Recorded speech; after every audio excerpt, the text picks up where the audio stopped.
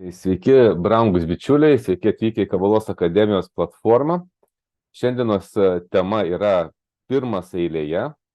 Mano vardas yra Artūras. Šiandien yra sekmadienis, rugpjūčio 27 diena. Ir čia mes kartu su mūsų sekmadienio klubo dalyviais esam Kabalos akademijos Zoom platformoje. Iš čia dabar darom įrašą ištransliuosim vėliau. Dėl techninių kliūčių negalim daryti tiesioginių transliacijų kol kas. Ir tai, ką mes čia darome, kada susitinkam, kaip viskas čia vyksta, rasite aprašytą tinklalapyje kabala.lt, skiltis sekmadienio klubas, ir kitos skiltis yra įdomios, aktualios, atnaujinama informacija, kviečiam apsilankyti, pasidomėti. Taigi, mūsų tema yra pirmas eilėje ir norėtų pradėti nuo tokio klausimo. Tai kas yra tikrovė?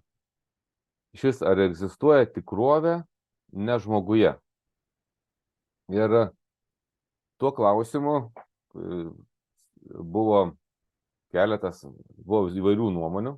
Tokios žymiausios yra, mes kalbėkime apie mokslą, imam kabalą kaip mokslą, tai ir kalbėkime apie mokslininkus, tai turėjom tokį mokslininką Newtoną, ir jis sakė, kad tikrovė yra tikrovė, ji egzistuoja savarankiškai ir nepriklausomai visiškai nuo žmogaus, žmogus yra ar nėra, yra tikrovė, čia sukasi laikas, vyksta pokyčiai, tiesiog taip kaip realiai taip tikrovė ir mes ir suvokiam, newtoninis suvokimas.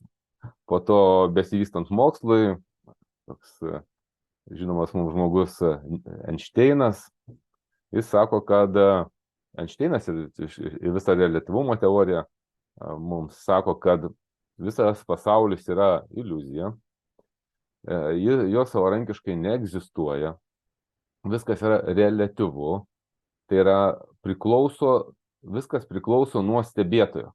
Ir ne tik nuo stebėtojo, bet ir nuo jo padėties ir judėjimo greičio. Tai jau reliatyvumo teorija teigia, kad pasaulio pačio iš savęs neegzistuoja, o čia jau reikalingas stebėtojas, kuris tą pasaulį suvokia. Tai reiškia, tokios kaip ir laiko tėkmės tokios nėra. Ir reikiam tada prie mūsų mokslo, prie kabalos, apie ką mes čia ir kalbam. Tai, o ką apie tai sako kabala? Tai kabala irgi sako, kad ši pasaulė egzistuoja, tai yra šis pasaulis, ši tikrovė, visa tikrovė, mes ne tik mūsų žemės rutuliai, tiesiog visa realybė, visi gamtos dėsniai, viskas, kas toje tikrovėje yra apčiuopama ir nematerialaus, tai visa tai yra tik žmogaus suvokime. Ir ne šiaip, kad tik žmogaus suvokime, bet kad tai yra pačiame žmoguje. Ir kad visas pasaulis yra mano viduje. Ir kitaip sakant, kad čia neegzistuoja jokio pasaulio, kuris išvis būtų mano išorė. Realiai mes dabar save suvokiame žmogų, rankos, kojos, ir oda riboja mano vidų nuo išorės, o čia sakome, kad visiškai nėra to, kas yra išorė, yra tik aš. Ir tas suvokimas to išorinio pasaulio piešiasi per tai, kad visi mano vidiniai pokyčiai, mano vidinės būsenos, nuotaikos, nuomonės, išgyvenimai, visa tai projektuojasi į išorę ir sukuria šito pasaulio paveikslą. Šitą paveikslą keičiantis man. Ir tai išeina taip, kad visas pasaulis yra mano pačio būsenos.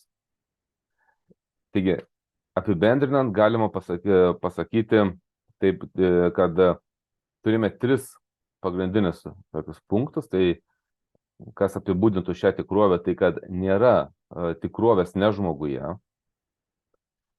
visą tai manyje. Kad antras būtų, kad tikrovė neturi savo savarankiškos formos.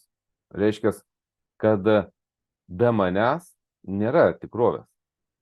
Tiesiog nėra tokios kaip objektyvios tikrovės. Visa tai yra išpiešta mano savęs suvokimu. Ir trečia būtų, kad pats žmogus ir kuria savo tikrovę.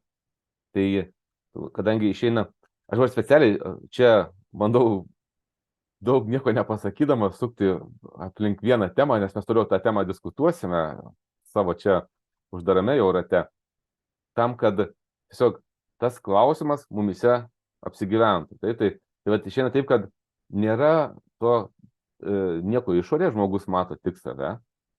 Visa tai yra mano paties apraiškos, mano paties vidinės būsenos. Ir tada gaunasi, kad pasaulis keičiasi tiek, kiek keičiuosi aš. Ir iš tikrųjų mes gal kažkiek esame susipažinę su kabala. Žinom, kad kabala sako, kad iš vis pasaulyje egzistuoja tik norai. Tai visa tai, ką aš matau, iš tikrųjų yra mano pačio norai. Nes daugiau nieko nėra, tik norai. Ir priklausomai nuo šitų norų išsivystymo lygio ir priklauso tas ir pasaulio vaizdas. Jeigu, sakykime, mano norai buvo pakankamai neišsivystę,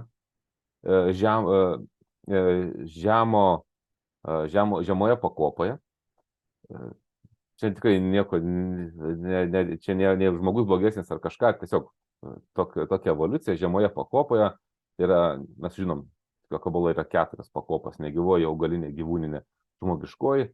Ir po to kiekviena pakopa turi dar tas 4 pakopas savie, apie tai daugiau kituose susitikimuose. Tai būtent jeigu, sakykime, mes esam žemoje vystymosi pakopoje, mūsų pasaulis mums piešiasi kaip ola, kurioje mes gyvename, mamutas, kurį medžiojame.